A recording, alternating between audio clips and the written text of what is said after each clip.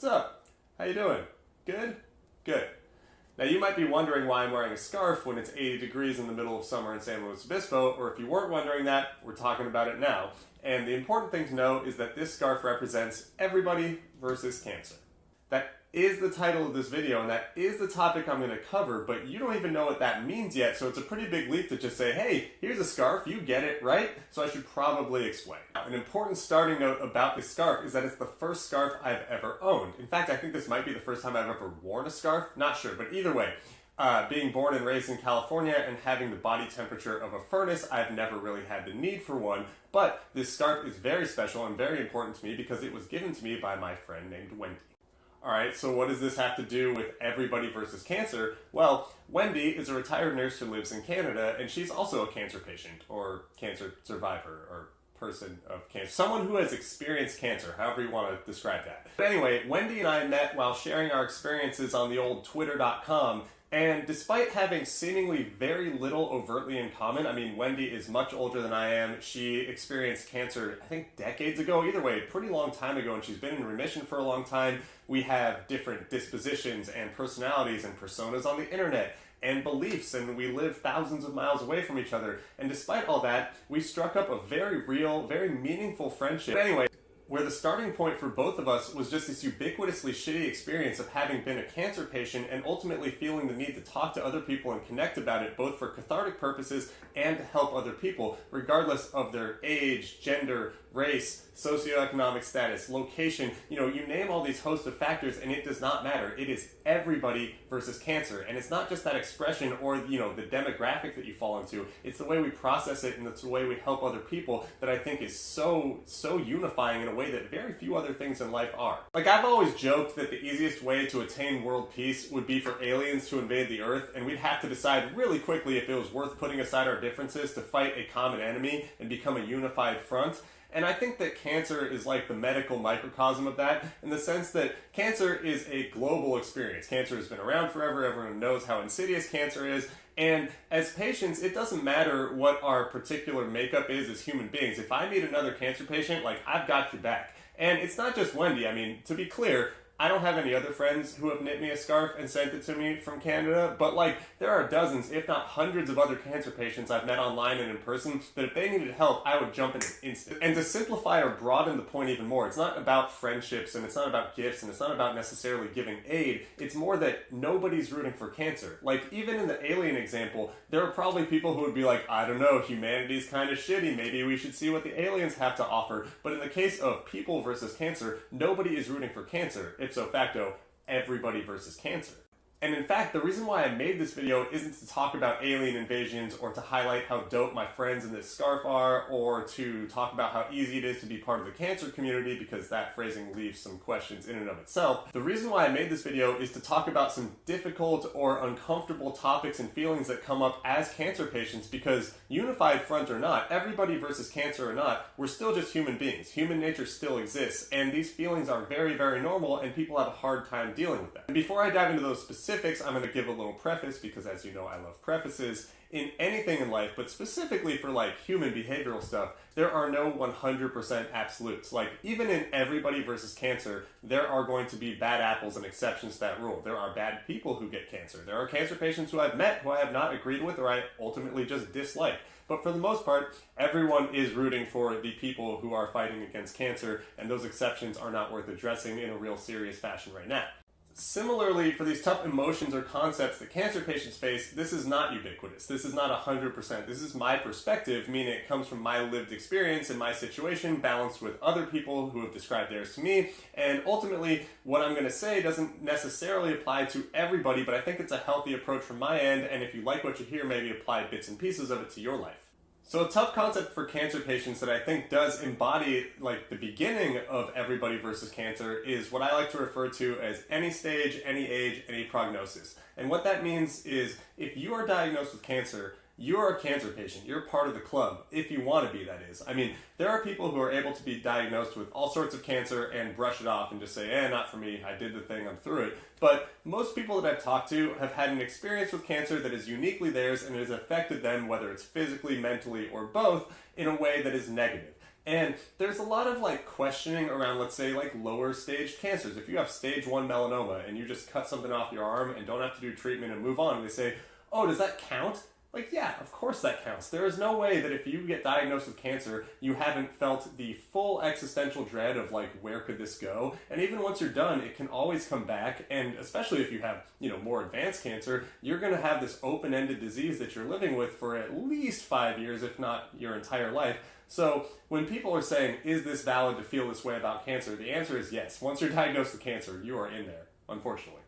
And for the most part, like I said, there are exceptions, but we don't need to address them. The cancer community, patients themselves, are very good about not gatekeeping this for people who haven't gone through, as much of a struggle with cancer as they have. There are people who are being like, your experience is invalid. I mean, like I said, there are, but it's just so far and few between. But here's the kind of uncomfortable human nature side of things that I want to address about each one of these topics.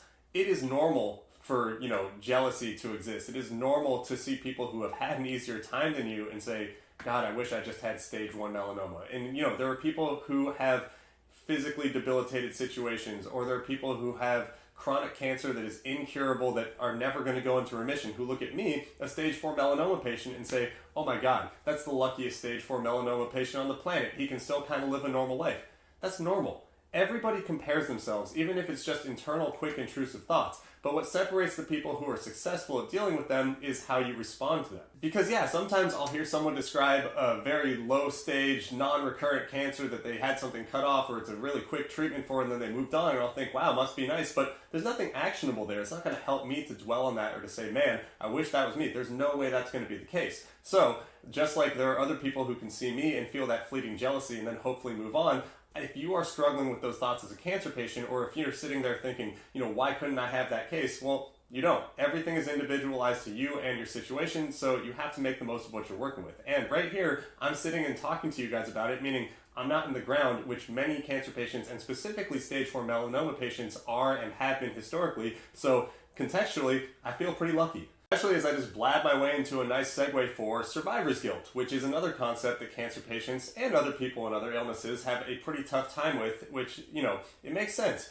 Cancer has so much luck involved for getting it and avoiding it and getting through it or not getting through it, or whether it's you or a family member. The point is, there are plenty of cancer patients sitting there saying, why am I here versus other people in the community or my family who I have seen suffer more or even die? And believe me, I felt this many times early on when I was diagnosed for the first time, and I felt it, throughout the last 6 years as I've dealt with varying degrees of being a stage 3 and then a stage 4 metastatic melanoma patient. These days, I don't entertain survivor's guilt much, if at all, because for the same reasons I didn't ask why me when I was diagnosed initially or for the second time, I don't ask why not me when I have some, success or luck or good fortune or good outcomes in my treatment and my prognosis, because one, I'm a stage 4 cancer patient. I'm not really going to get too worked up about like the blessing I have in that respect. And two, regardless of where you're at in your cancer journey, or if you don't have cancer, like nobody chose to get cancer. No one was out there trying to do it. No one was saying like, hey, I'm going to risk it, and if I get cancer, so be it. I mean, yeah, you could make some arguments for certain lifestyle choices, but everyone is pretty much trying to give themselves the best chance in life at all times.